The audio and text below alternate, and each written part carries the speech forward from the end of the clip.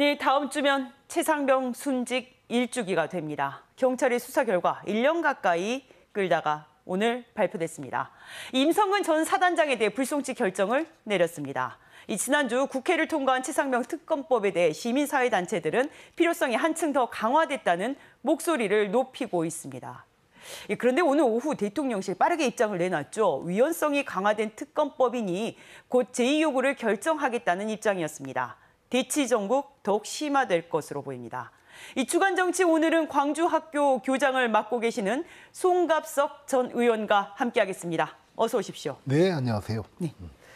저 오늘 대통령실에서 굉장히 빠르게 제 입장을 내놨습니다. 이유를 뭐라고 보십니까? 이번에까지 거부권을 행사한다면 윤석열 대통령이 15건의 법안에 대한 거부권을 행사하게 되는데, 네. 우리 이승만 대통령 이후로 가장 많은 거부권을 행사하는 대통령이 됩니다. 저는 이렇게 계속 거부권을 남발하다가는 국민으로부터 거부당하는 대통령이 되지 않을까 매우 걱정스러운데요. 2명의 특검을 전부 다 야권에서 추천하게 돼 있기 때문에 네. 이것은 위헌적 성향이 강하다라고 하는 게 대통령실의 이야기입니다. 그렇지만 이것은 전혀 다른 이야기입니다. 과거의 선례를 보면 네. 최순실 국정농단 사건이랄지, 그다음에 드루킹 특검이랄지, 이 2건의 특검 같은 경우도 당시 여당에서 추천권을 행사하지 않는 법안이었습니다. 네. 민주당도 한 발짝 양보를 해서 그 특검의 추천 권한을 현재의 한동훈 후보가 이야기하는 대법원장한테 준다랄지, 혹은 대한변협에 준다랄지, 이런 식의 어쩔 수 없는 양보를 통해서라도 국민들이 요구하는 이런 특검은 반드시 실시돼야 된다라고 생각합니다. 22대 국회는 아예 시작부터 굉장한 험로가 예상이 됩니다. 지금 어떻게 전국을 예상을 하십니까? 대통령은 해외 순방을 나갔고, 또 이것의 갈등의 가장 큰 요인은 최상병 특검법인데, 최상병 특검 최상병 순직 1주기는 7월 19일이고, 네. 지금으로 봐서는 7월 16일을 넘어서서 최장의 개원식도 열리지 못하는 국회가 될 가능성이 높다라고 생각을 하는데요. 어쩔 수 없습니다. 이것을 초래한 원인은 상당 부분 국민의힘에 있는 거고요. 최상병 특검법의 위헌적 요소를 이야기하고, 네, 그런다라고 한다면 그럼 본인들의 대안이 있어야죠. 뭔가 여당은 여당대로 뭔가 전향적인 자신들의 안을 내놓고, 또 야당은 야당대로 민주당은 민주당대로 흡족하지는 않지만 다소 부족하더라도 얼른 타협을 해서 최상병 특검법이랄지 이런 것들을 빨리 제대로 좀 출범을 시키면서 국회가 좀 정상화돼야 되지 않을까, 이렇게 생각합니다. 이런 가운데 전당대회가 국민의힘 같은 경우에는 지금 굉장히 뜨겁습니다.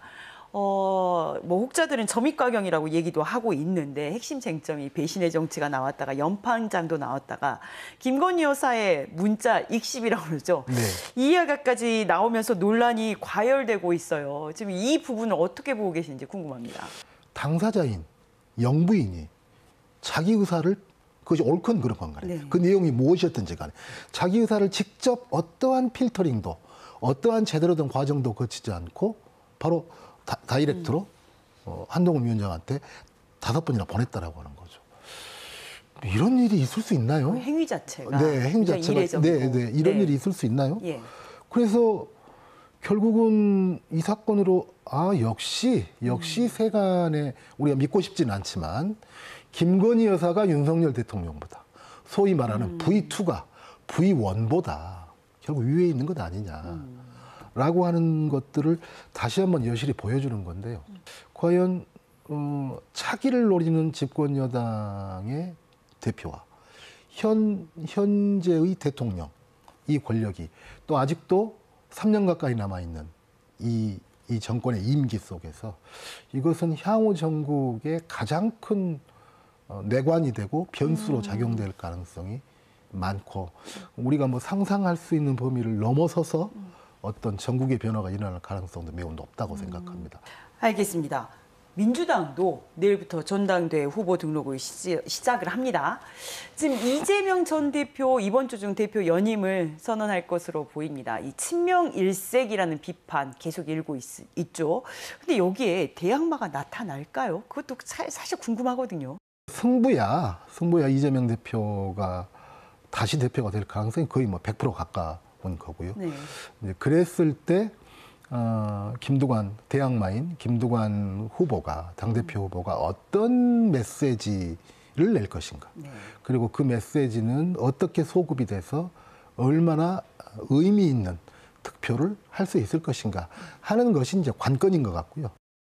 근데 민주당 이재명 대표는 대통령이 돼야 하고 민주당은 이재명 대표가 됐건 누가 됐건 간에 정권을 되찾아와야 되고 그럴 입장이라고 한다면 지금 민주당에서 이재명 일극 체제가 공고히 돼 가는 것이 우리 민주당의 가장 첫 번째 목표인가? 저는 아니라고 보거든요. 네. 그리고 굳이 그럴 필요도 없고 네. 이미 공고히 돼 있으니까. 그런다고 한다면 결국은 중도층 싸움인데 선거는 그런 점에서 참 걱정 많죠. 네. 민주당이 어대명이라면 이왕이면 다양한 색깔을 담은 어대명이었으면 좋겠다라는 네. 말씀이신데 그렇다면 이거 최고위원 경선도 지금 굉장히 각축전을 벌이고 있지 않습니까? 호남 인사는 어떻게 진출할 걸로 보십니까? 세 분 다 네. 8월 14일 컷오프에서 모두 전면할 수도 있다고 보거든요. 그런 초유의 사태가 발생을 해서 민주당의 심장이라고 하는 호남 정치의 위상이 더욱더 급락을 하게 되지 않을까 이런 우려가 있습니다. 그래서 이미들 출마 선언하고 그러기는 하셨지만 호남 출신의 호남의 정치적 기반을 두고 있는 후보들 간에 어떤 식으로든지 간에 1차 컷오프 투표 전에 뭔가 한 명으로 정리를 하는 이런 작업이 저는 무엇보다도 선행돼야 된다라고 생각합니다. 네. 알겠습니다. 시간 관계상 오늘 말씀은 여기까지 듣겠습니다. 네, 송갑석 전 의원이었습니다. 네, 다음에 뵙겠습니다. 감사합니다. 네.